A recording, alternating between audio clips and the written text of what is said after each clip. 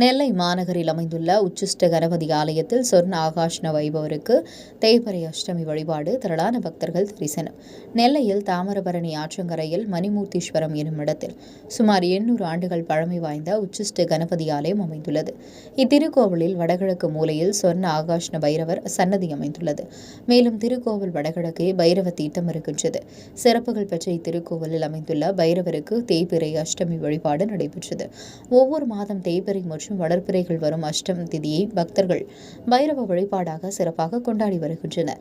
அனைத்து சிவாலயங்களிலும் சிவபூஜை என்பது காலையில் சூரியனிடமிருந்து தொடங்கி அர்த்த சாமத்தில் பைரவருடன் முடிவடைகிறது. ஆதிசங்கரர் உருவாக்கிய சாக்த வழிபாட்டில் உள்ளது பைரவ வழிபாடாகும்.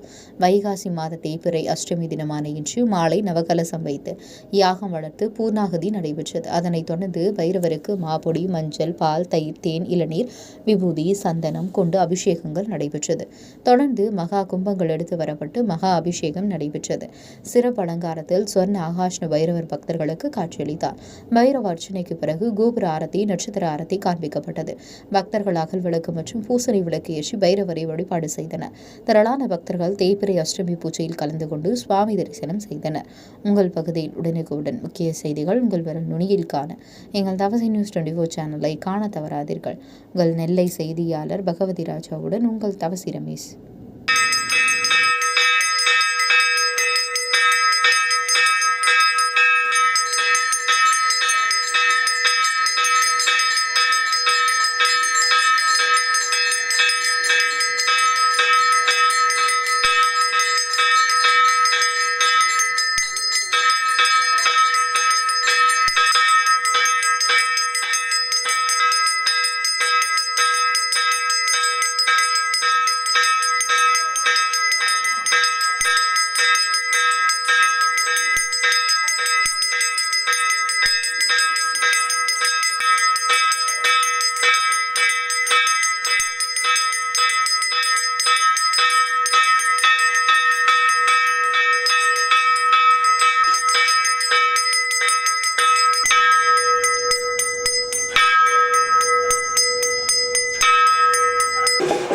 फोटो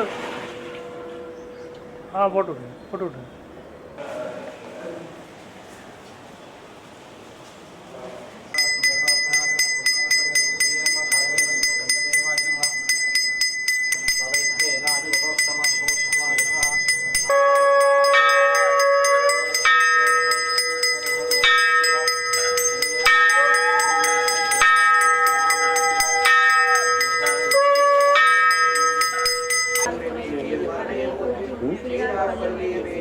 வீடியோ இருக்காங்கன்ட்டு அவங்க யோசனை பண்ணிட்டாங்க.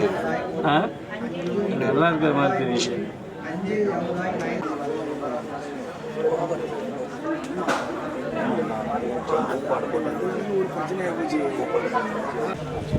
அண்ணா ஒரு நிமிஷம் இருந்தா